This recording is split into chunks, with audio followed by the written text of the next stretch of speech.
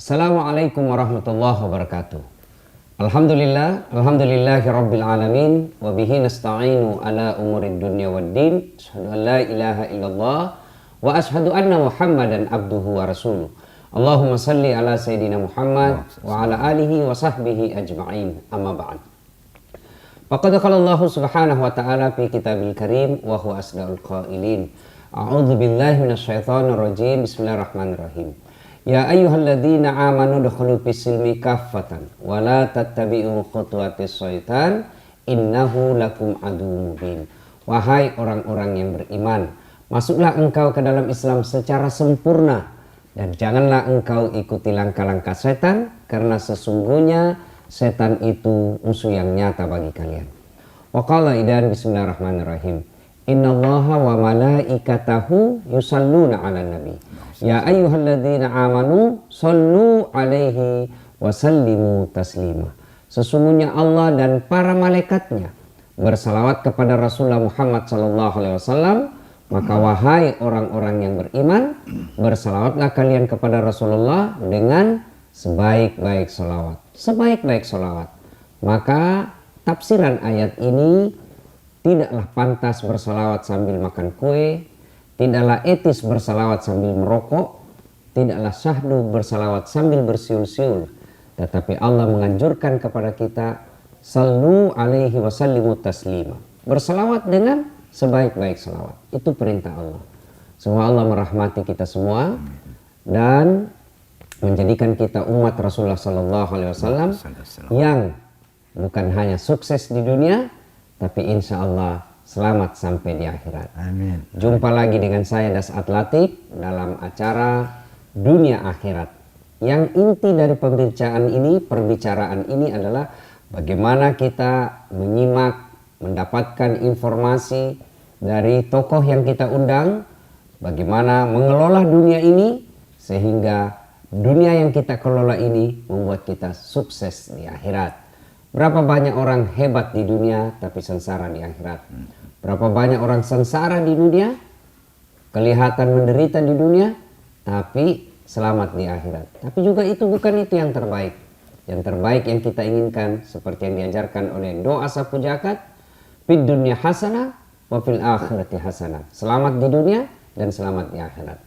Alhamdulillah, setelah bertahun-tahun akhirnya bisa berjumpa dengan pujaan saya dalam musik Indonesia. Legenda musik Indonesia. Bahkan boleh dikata beliaulah penemu lagu dangdut Indonesia.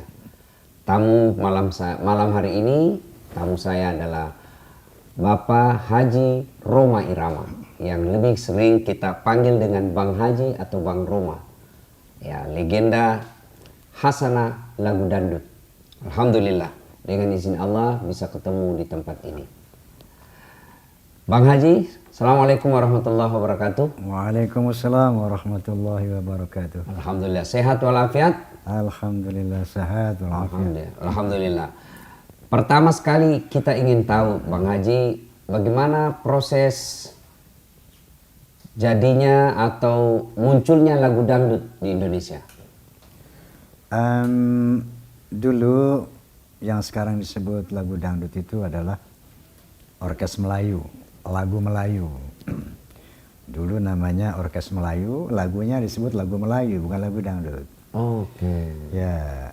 Dan ketika tahun 70 terjadi rock fever. Jadi musik rock melanda dunia. Iya. Saat itu saya berinisiatif untuk merevolusi orkes Melayu. Karena kalau tidak direvolusi, ini akan tergilas habis oleh rock. Yang namanya rock, gerakan rock saat itu, tahun 70-an. Maka saya lakukanlah revolusi orkes Melayu. Yang saya maksud revolusi ini begini. Pertama, merevolut equipmentnya. Dari instrumen yang akustik, saya jadikan elektrik. Semuanya jadi elektrisasi equipment yang dulunya akustik semuanya. Kemudian dari sisi lirik, dari dulu biasanya kalau orkes Melayu itu umumnya, tidak semua tapi umumnya itu pesimistis, mendayu-dayu gitu Ya, kan. mendayu-dayu. Pesimis gitu ya umumnya. Ya. Jadi saya rubah menjadi optimistik gitu, optimis. Tentunya dengan beat yang, nah kemudian dari sisi beat, aransemen, saya mengadopsi dari rajanya rock untuk itu yaitu Deep Purple. Saya ambil apanya ya, dia punya beat, dia punya aransemen, dengan catatan tidak menghilangkan sense of dangdut, sense of orkes Melayunya. Ya. Nah kemudian dari sisi equipment, tadi performance, stage action juga saya rubah. Dulu orkes Melayu itu kalau main duduk gini, duduk berbaris gitu kan. Nah saya buat berdiri dengan stage act gitu kan. Orang-orang guling-guling, kita pun guling-guling juga. Kayak gitulah. Mereka membuat sound system dengan kapasitas 100.000 watt. Dulu orkes Melayu cuman 10 watt gitu, 50 watt. Loudspeakernya digantung di pohon rambutan itu loh, kayak toa gitu ya. Nah kita pun rubah menjadi 100.000 watt. Nah saat itulah terjadi revolusi musik dari orkes Melayu menjadi yang disebut dangdut sekarang ini. Kata dangdut itu sendiri dari mana Bang Haji? Sebetulnya itu dari suara gendang, seperti ada lagu saya Viva Dangdut.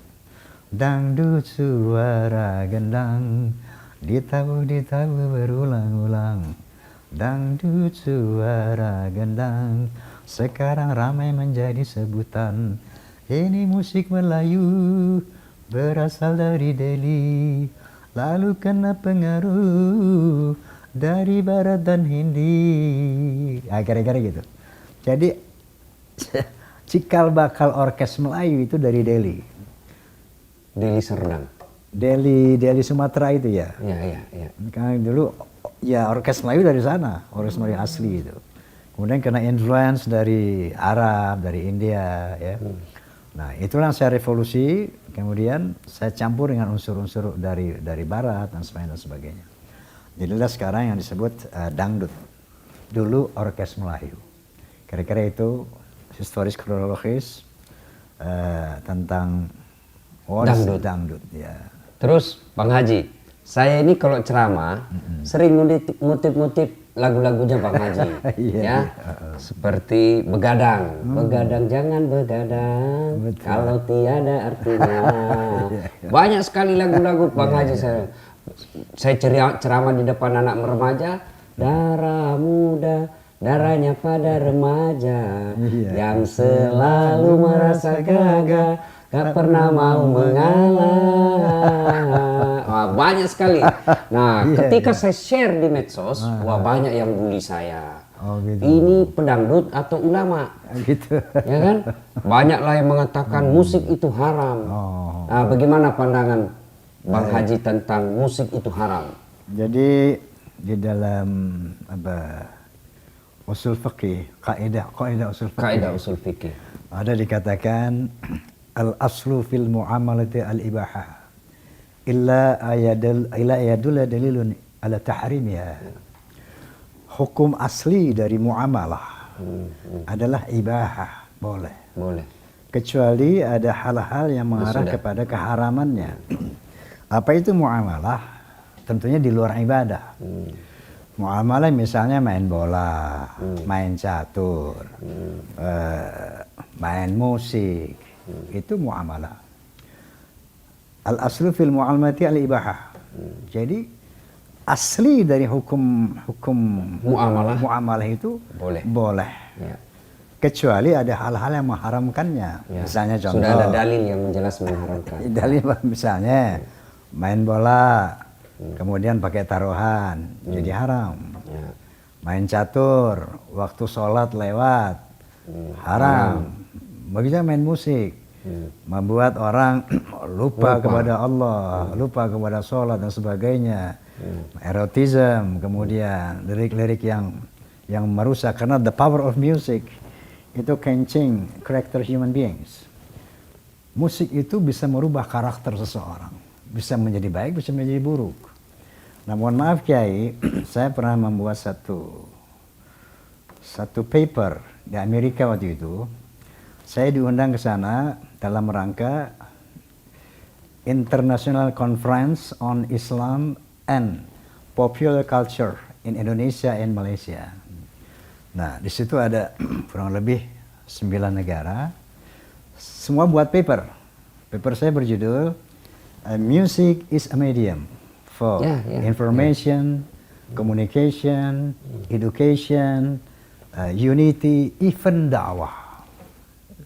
Nah, saya beri contoh di sana bahwa the power of music itu can change character human beings. Saya berikan contoh di situ, ada seorang dosen bahasa Inggris di Universitas Erlangga Surabaya. Saat itu kita lagi syuting Menggapai Matahari di Surabaya. Lagi isoma, break sholat makan. Tiba-tiba datang satu sosok menghampiri saya. Dia bawa tas gitu. Anda Rhoma Irama? Saya bilang betul. Langsung dipeluk. Dia peluk. You are my teacher. Langsung dia bilang gitu. How you can say that? Saya dosen bahasa Inggris di Universitas Erlangga sini. Dia bilang. Kenapa Anda bilang saya guru Anda? Banyak langkah hidup saya terinspirasi dari lagu-lagu Anda.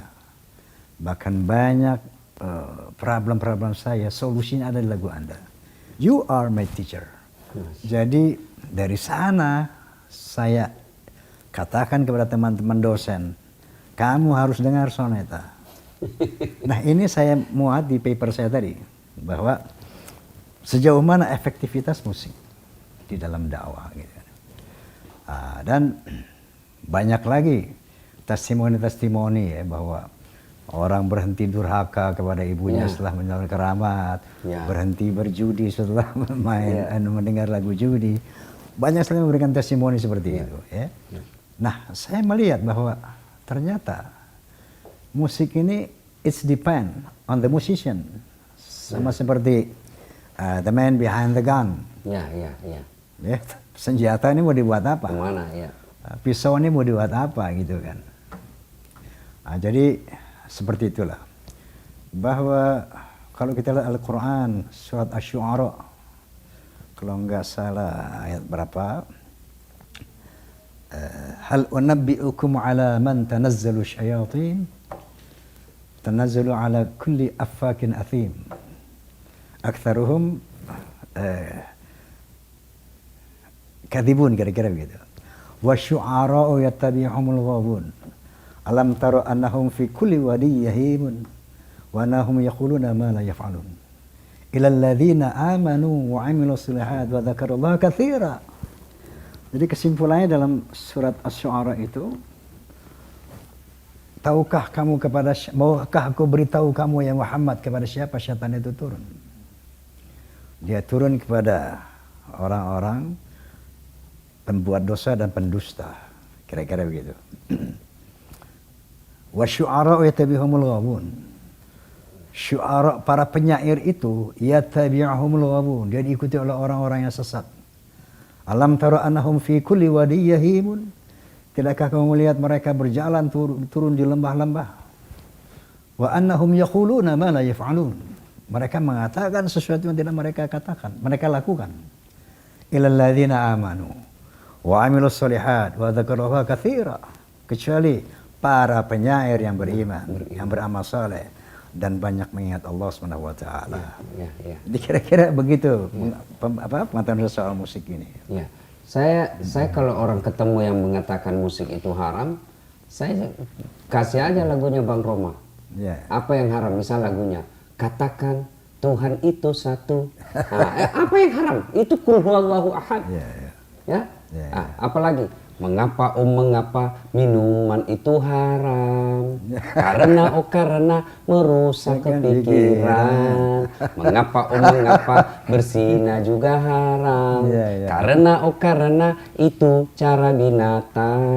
Nah, kan ada lagi, mengapa semua yang asik-asik itu diharamkan? Mengapa semua yang enak-enak juga diharamkan? Lalu saya bilang jawabannya,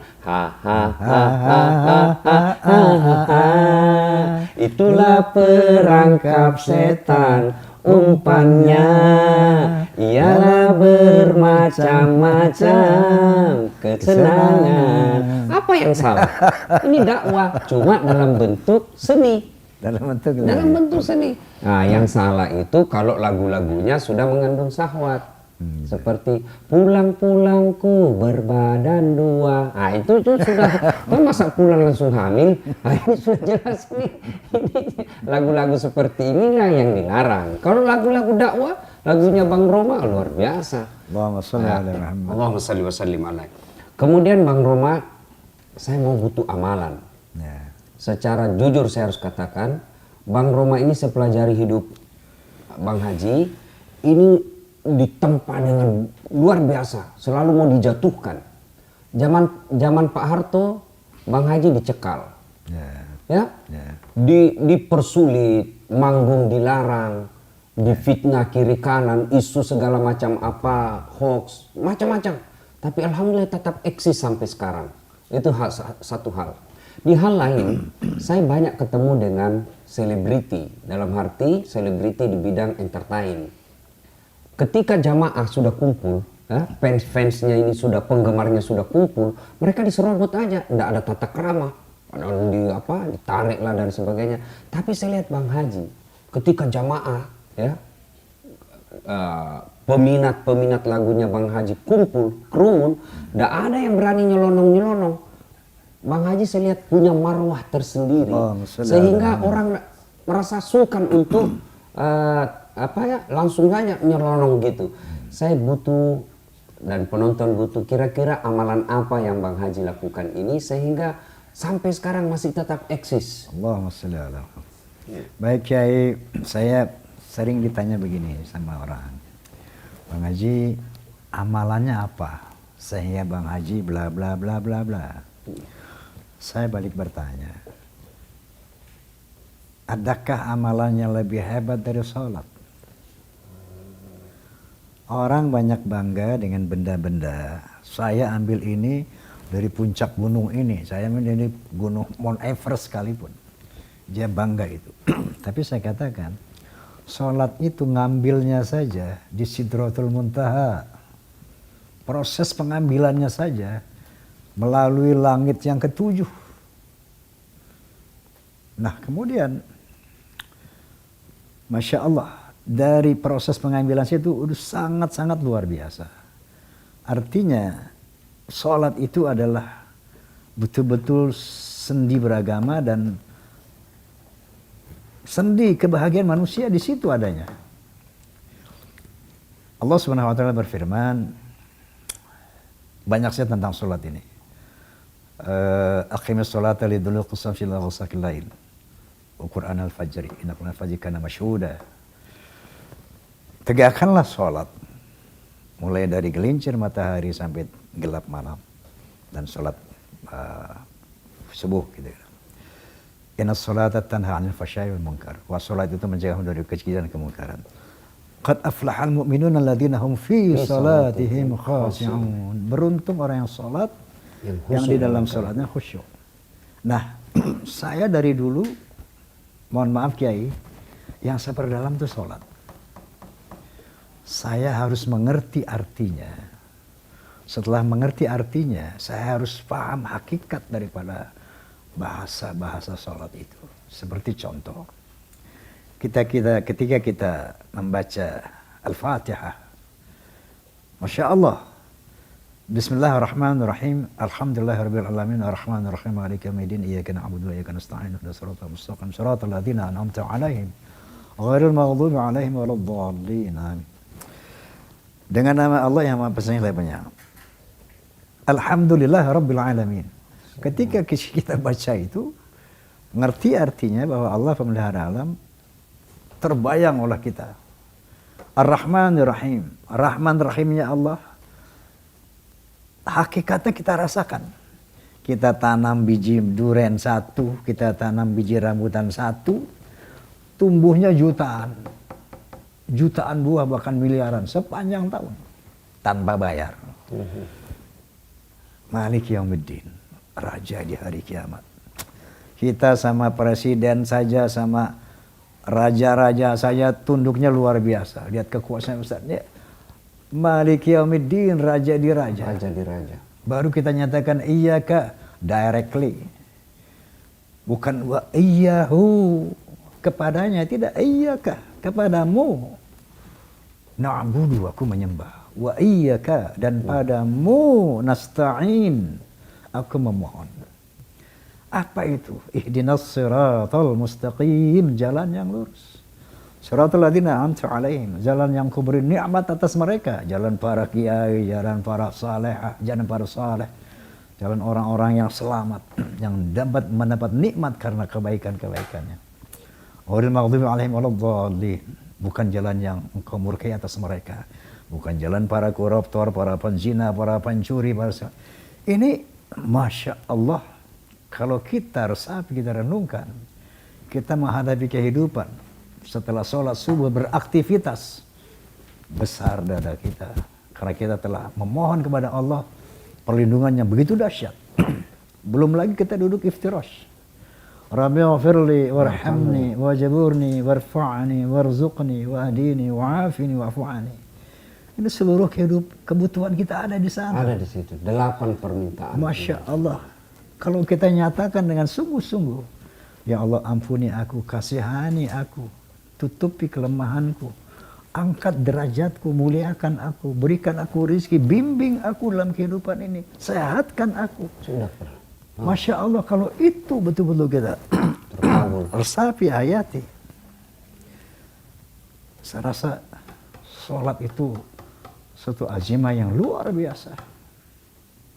Nggak perlu lagi, bukan nggak perlu, tapi kalau sholat itu kamu jalankan, misalnya kita jalankan secara khusyuk, luar biasa itu efeknya kepada jiwa kita.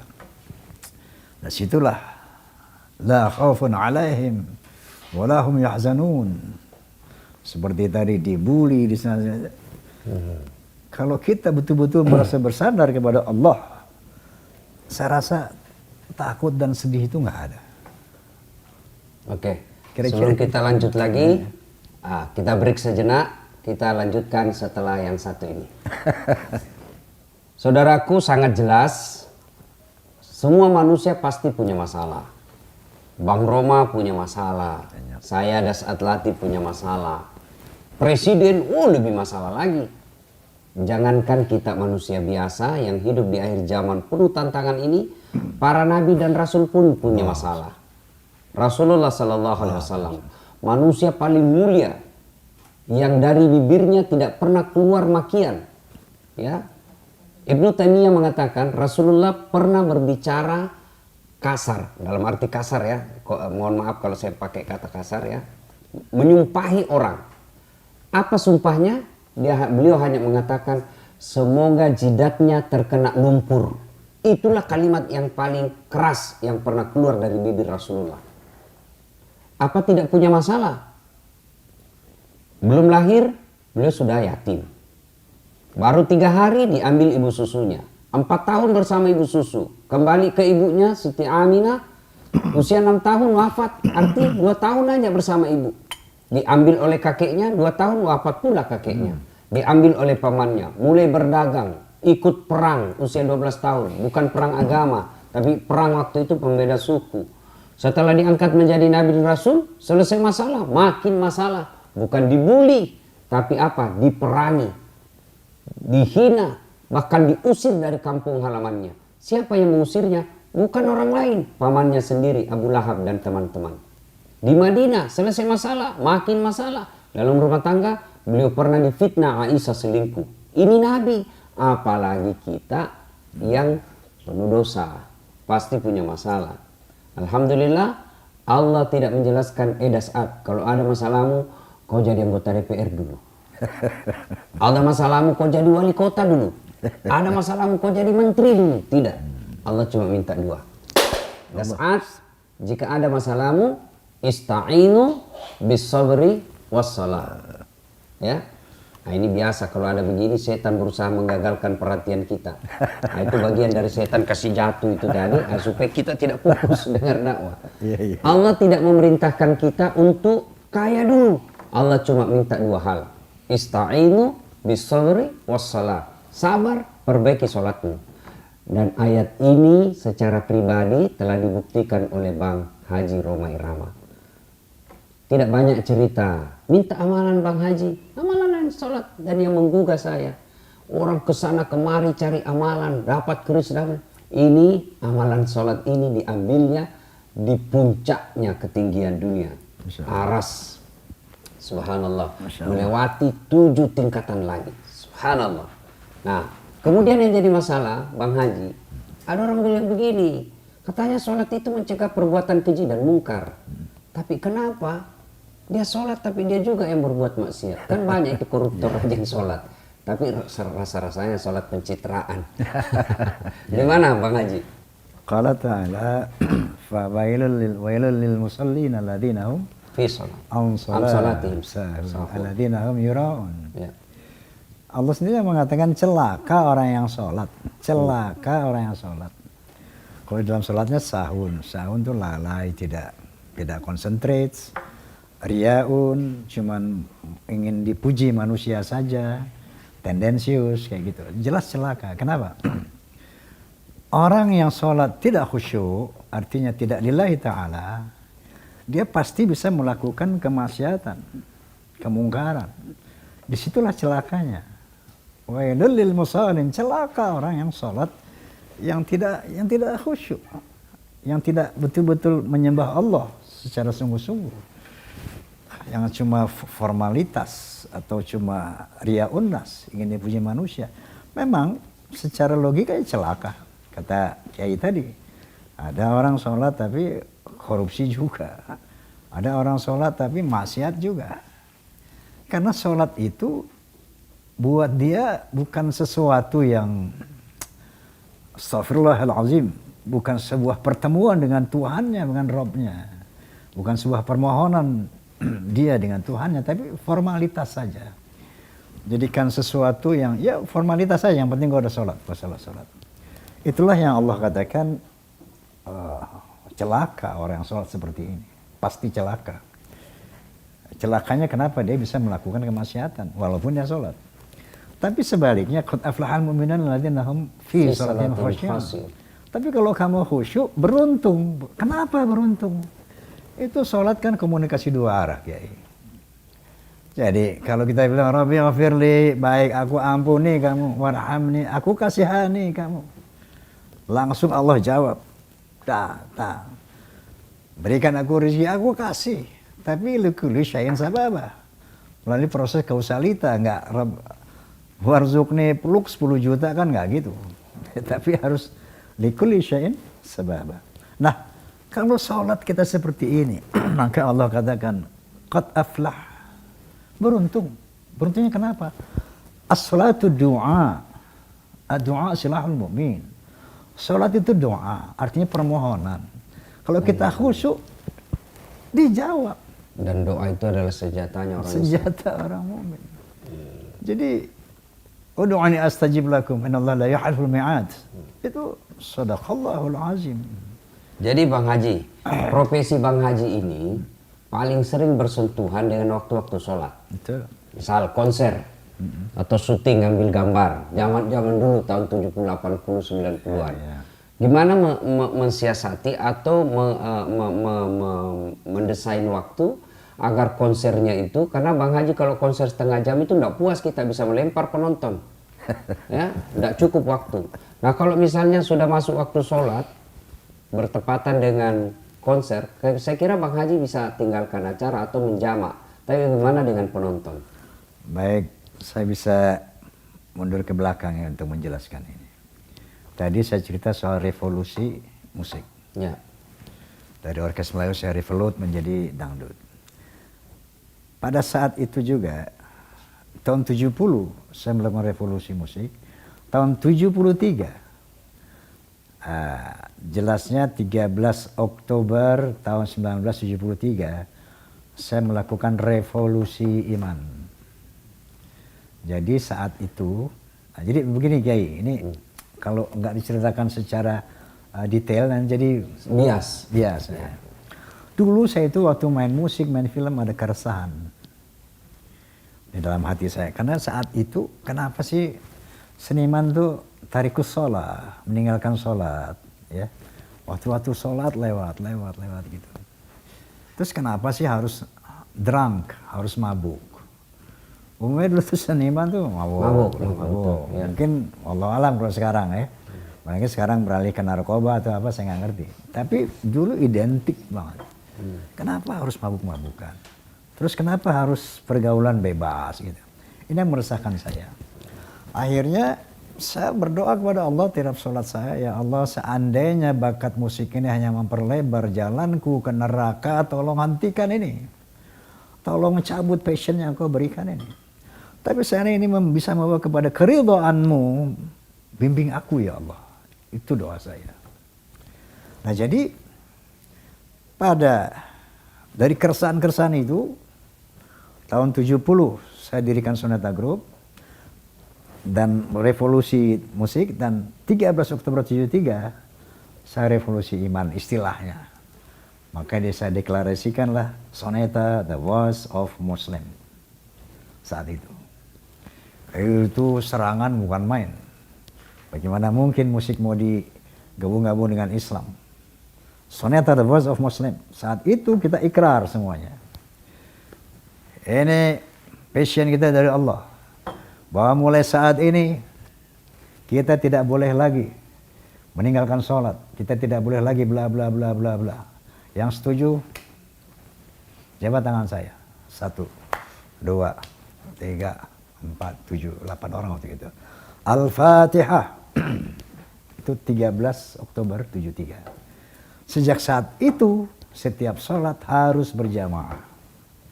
Mau sholat subuh, zuhur, asar, maghrib, touring, di qasar, di jama' seperti berjamaah. Nah, wajib berjamaah. Tidak berjamaah sekian kali, out. Ketahuan drunk, out. Itu seperti itu saya lakukan dari tanggal 13 Oktober tahun 73. Jadi kalau Kiai tanya, bagaimana sholat? Ya, seperti itu, misalnya di Astagfirullahaladzim, sorry saya sebut namanya ini. Saya tidak mau tampil di waktu misalnya maghrib, no. Mau jam 6 atau tidak. Apapun yang terjadi, lebih baik saya tidak show kalau harus meninggalkan maghrib gitu. Kecuali kalau di luar saya bisa jamak. Ini di dalam kota mana bisa jamak gitu kan. Kayak gitu, alhamdulillah, summa alhamdulillah, sampai detik ini Allah masih membimbing saya dalam doa saya itu. Bang Haji, seingat saya Bang Haji pernah dicekal oleh pemerintah Soeharto waktu itu. Ya. Kemudian Pak Harto kemudian memberi penghargaan pada Pak Haji. Ya. Kira-kira lagu apa itu waktu itu akhirnya mendapat penghargaan? Begini, boleh cerita politik ya boleh? Ya. Boleh cerita politik? Silakan, ya. Tahun 77,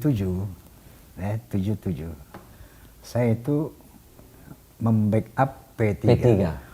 Bukan menjadi fungsionaris partai, tidak. Tapi membackup. Simpatisan.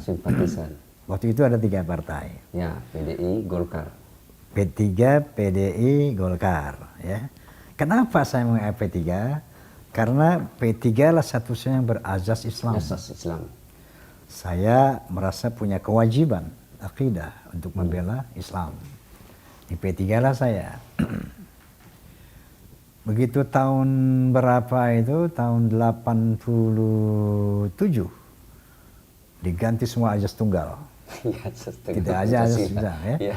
Saya pun mundur dari P3, tidak membantu lagi. Ya, karena sudah asasnya sudah lain. Azasnya bukan Islam lagi. Ya. Saya merasa tidak ada kewajiban untuk membela P3, begitu.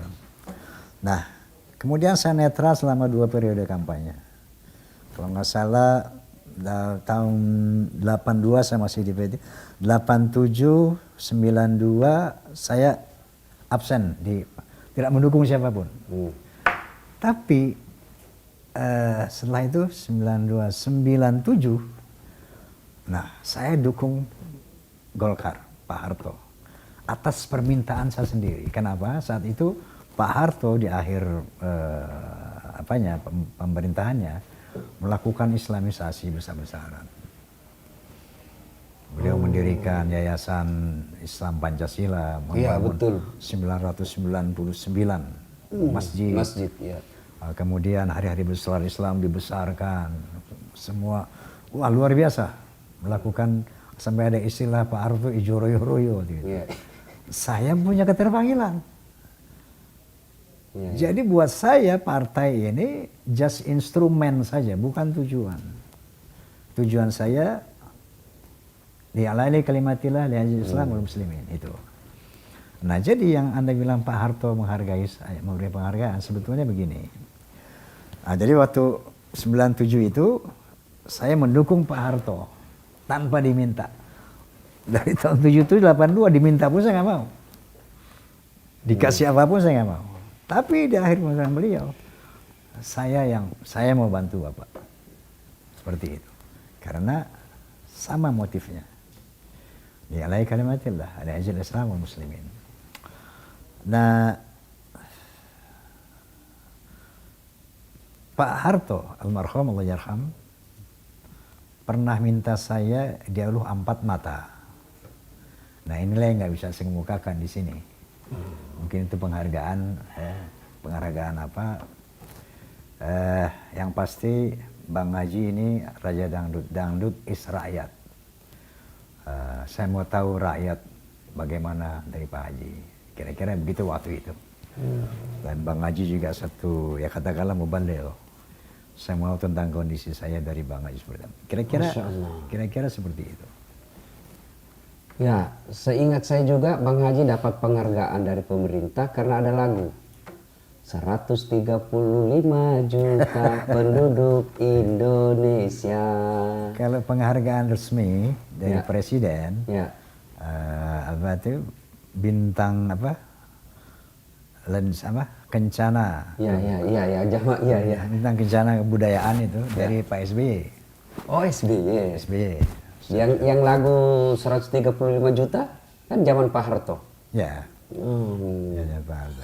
Itu luar biasa redaksinya. Oh, ada Jawa, apalagi kalau sudah di panggung, wah saya terpesona betul itu dengan improvisasi itu luar biasa. Masya Allah. Ya, Masya alhamdulillah. Allah, Masya Allah. Jadi berikutnya Bang Haji, sepanjang perjalanan Republik Indonesia, ya Bang Haji ini sudah melewati manis pahitnya bangsa Indonesia. Persoalan terbesar sebenarnya bangsa kita ini apa nih Pak Haji? Saya rasa apa ya? Bahkan saya mengalami dari presiden pertama loh Pak Soekarno. Oh, sempat ya? Ya, saya kan lahir 46. Artinya ketika Presiden Bung Karno itu pidato, saya masih kecil, saya suka dengar radio gitu. Makanya saya terlahir karena ayah saya juga seorang tentara ya. Jadi nasionalisme, patriotisme saya mungkin muncul dari ayah saya, dan saya sering mendengarkan pidato-pidato Bung Karno yang memang luar biasa. Beliau memang seorang orator. Nah, muncul kepedulian saya kepada bangsa itu sejak kecil, bersamaan dengan keagamaan itu sejak kecil. Maka saya sering bilang seni, politik, agama itu satu nafas dalam kehidupan saya. Agama, seni, politik itu satu nafas. Nah, itu bisa dibuktikan misalnya dari lagu-lagu saya. Di sana pasti ada unsur agama, politik dan sebagainya. Nah, kalau kaitannya persoalan terbesar di bangsa kita ya pertama ya memang soal ekonomi ya. Bahwa di dalam pembukaan Undang-Undang Dasar itu kan dijelaskan bahwa pemerintah harus melindungi segenap bangsa Indonesia dan tanah air Indonesia mencerdaskan kehidupan bangsa, memajukan kesejahteraan umum. Nah ini yang sampai saat ini belum ada satu presiden pun yang bisa merealisasikan ini amanah konstitusi ini secara, ya katakanlah secara maksimal, optimal ya. Tapi itu kita sadari bahwa bangsa ini terlalu besar, rakyatnya banyak, dan kita baru merdeka kira-kira baru 74 tahun. 74-75 tahun. Amerika sudah 200 tahun lebih ya. Itu pun bisa dibilang belum apa. Kemudian India, Cina, kita rakyat Indonesia terbesar di Indonesia.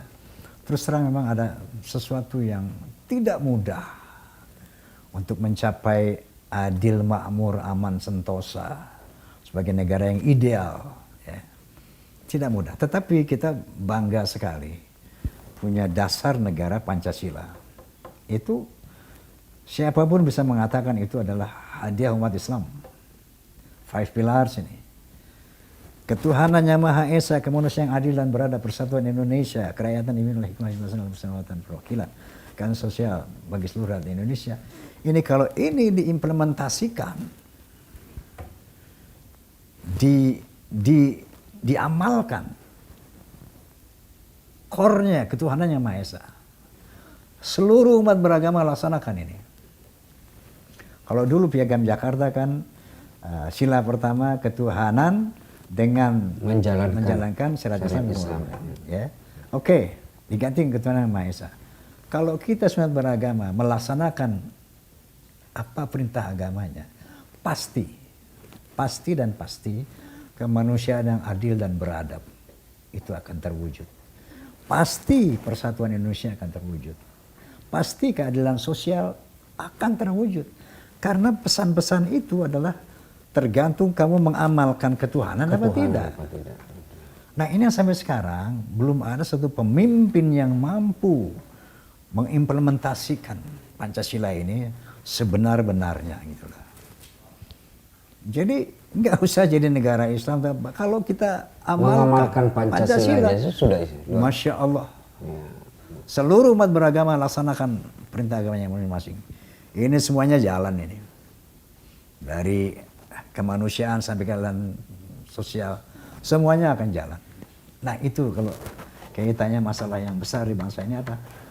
Tidak terimplementasikannya Pancasila yang begitu dahsyat sebagai dasar negara kita.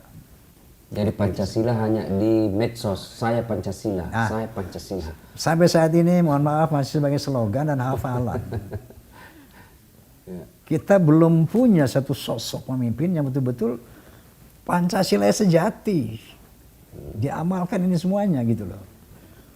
Kalau ada pengamalan Pancasila itu, Masya Allah, adil makmur itu cepat banget. Karena coba lihat, sumber daya manusia, sumber daya alam kita luar biasa, terkaya di dunia ini. Ya, kalau bahas itu saya ingat lagi lagunya Bang Haji. Yang kaya makin kaya, yang miskin makin miskin. Masya Allah. Ya, Bang Haji, sebagai musisi legenda di Indonesia ini, bagaimana Bang Haji melihat perkembangan musik saat ini? Pertama secara umum ya, saya bersyukur karena sekarang ini orang Indonesia sudah Indonesian minded. Jadi orang Indonesia sekarang sudah gemar, oh saya suka grup ini, saya suka grup ini, saya penyanyi yang semuanya Indonesia.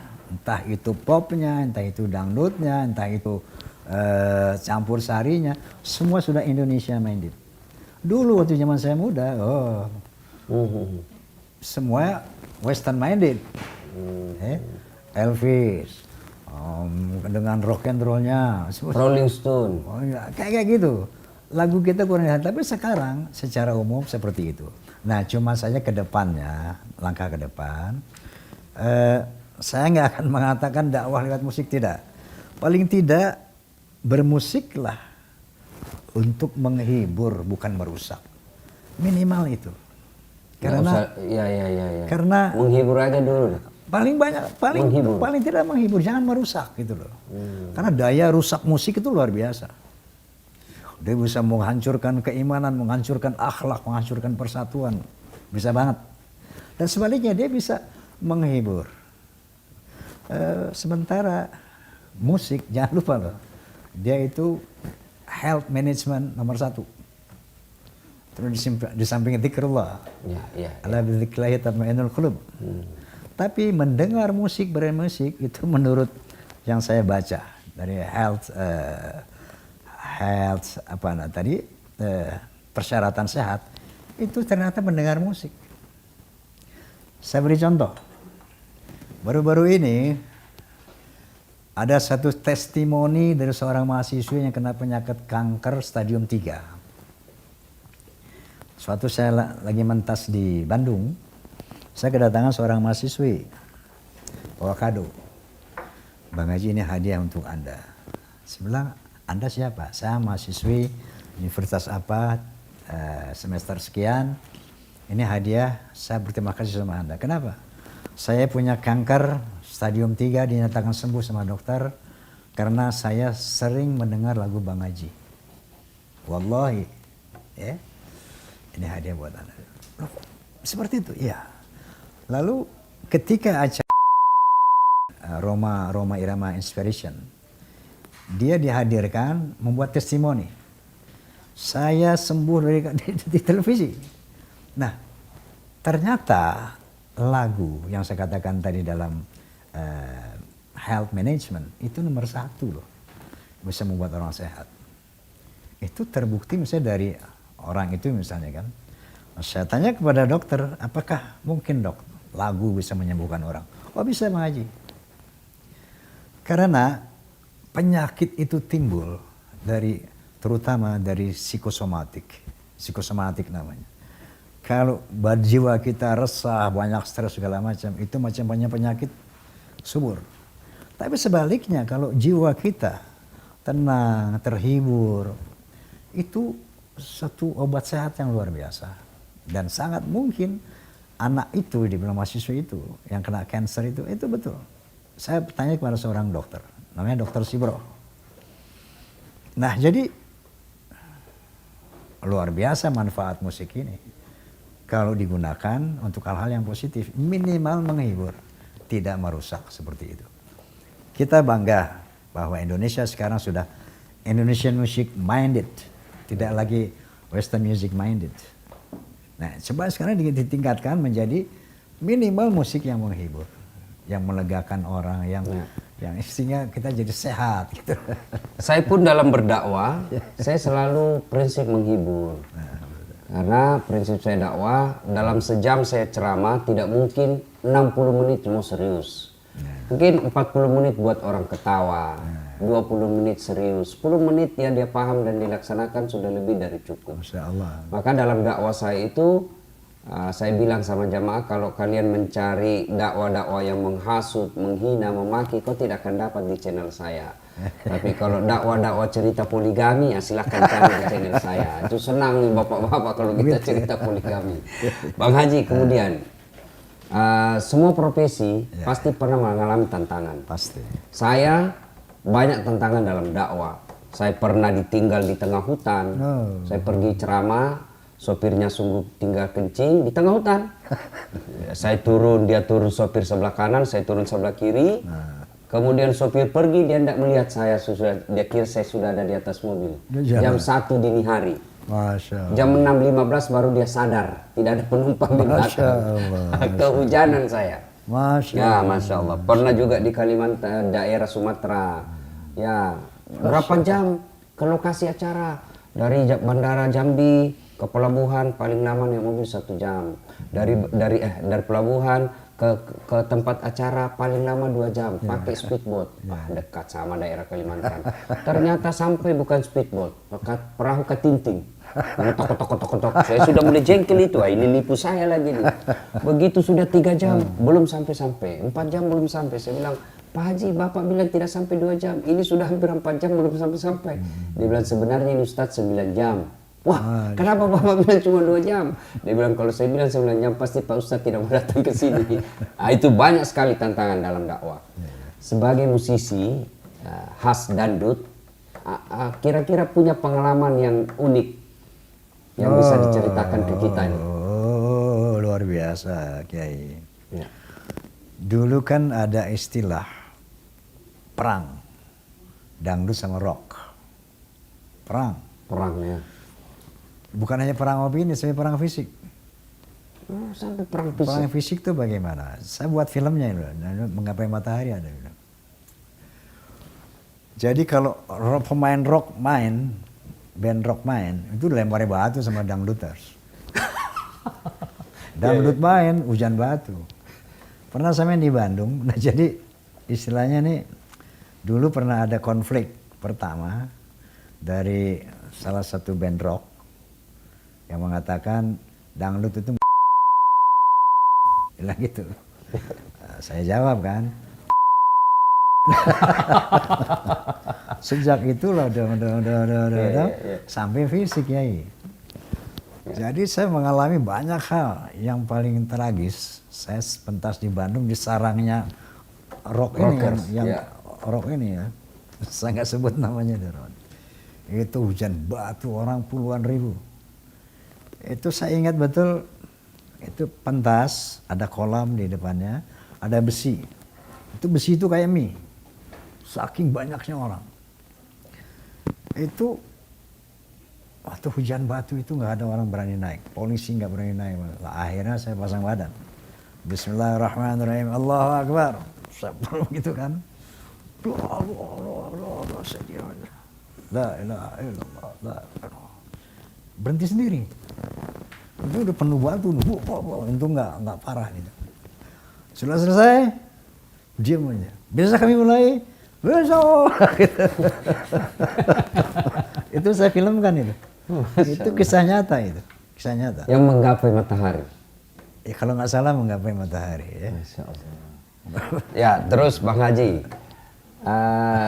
dengan prestasi yang luar biasa, yang tidak semua orang diberikan kesempatan seperti Bang Haji. Muhammad, astagfirullah.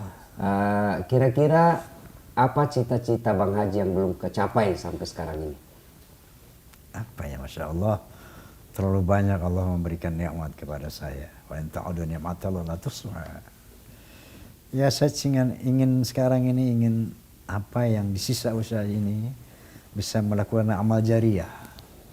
Entah amal jariah itu melalui film, entah melalui musik, entah melalui tabligh. Di sisa usia ini saya ingin sekali tentu husnul khatimah, itu saya cita-cita yang kita dambakan semua saya rasa. Husnul khatimah saja. Dan untuk mencapai itu tentunya di samping doa, saya berusaha agar setiap karya, setiap langkah, setiap aktivitas itu harus menjadi amal jariah. Wallahu a'lam bishawab. Ya, saudara, zaman saya kecil dulu di kampung, saya sering menonton beliau. Dengan izin Allah, saya berada di tempat ini satu meja untuk berdiskusi dan membagi kebaikan. Betapa terharunya saya bisa bertemu dengan Bang Haji Robaih Rama. Lalu saya membayangkan betapa terharunya kelak ketika kita bertemu dengan Muhammad SAW. Seorang Bang Roma saja sudah menggetarkan hati saya ketika bisa ketemu sosok legenda musik Indonesia yang saya kagumi dan banyak menjadi inspirasi dalam dakwah saya. Saya sudah merasa sangat bahagia. Bagaimana kelak ketika ketemu dengan Rasulullah Muhammad SAW, kasih Allah. Dalam perbincangan sederhana ini, tidak henti-hentinya Bang Roma mengucapkan Allahumma salli ala Sayyidina Muhammad wa ala Sayyidina Muhammad, menunjukkan kerendahan hati, menunjukkan pengakuan bahwa kita bisa seperti ini adalah hasil kerja dari Rasulullah SAW. Kita bisa mengenal Islam karena kerja dan usaha yang dilakukan oleh Rasulullah Muhammad SAW. Sehingga pantas ketika Allah perintah puasa, Allah tidak ikut melaksanakan puasa. Ketika Allah perintah kita haji, Allah pun tidak menunaikan ibadah haji. Allah perintah kita sholat, Allah tidak menunaikan ibadah sholat. Tapi ketika Allah perintah kita untuk bersalawat, innallaha wa malaikatahu yusalluna ala nabi. Allah dan para malaikatnya bersalawat kepada Rasulullah Muhammad SAW. Maka wahai orang-orang yang beriman, bersalawatlah kalian kepada Rasulullah dengan sebaik-baik salawat. Sebaik-baik salawat. Maka tidak heran, mari berdakwalah kalian, berdakwalah kita sesuai dengan apa yang kita miliki. Bagi adik-adik remaja yang ahli bidang medsos, sampaikan dakwah dengan kemampuan medsos yang kalian miliki. Bagi teman-teman remaja yang punya keahlian untuk menulis, sampaikanlah dakwah dengan tulisan-tulisannya. Bagi saudara-saudara sebangsa dan setanah air yang Allah titipkan amanah menjadi politisi, dakwalah melalui politik. Bagi bapak ibu saudara-saudara sekalian diamanahi jabatan, dakwalah melalui jabatannya. Dan saudara-saudara yang diamanahi dan diberi ilmu kemampuan oleh Allah menjadi musisi, sampaikanlah dakwah melalui keahlian bermusiknya. Katakan walau satu ayat. Semoga ada manfaat. Saya Dasat Latif bersama Bang Haji Roma Irama menyampaikan semoga perbincangan ini ada manfaat. Dengan kalimat akhir, kejarlah duniamu seolah-olah kau akan hidup selama-lamanya. Tapi ingat, jangan lupa kejar akhiratmu seolah-olah kau akan mati besok. Demikian, Assalamualaikum warahmatullahi wabarakatuh. Waalaikumsalam.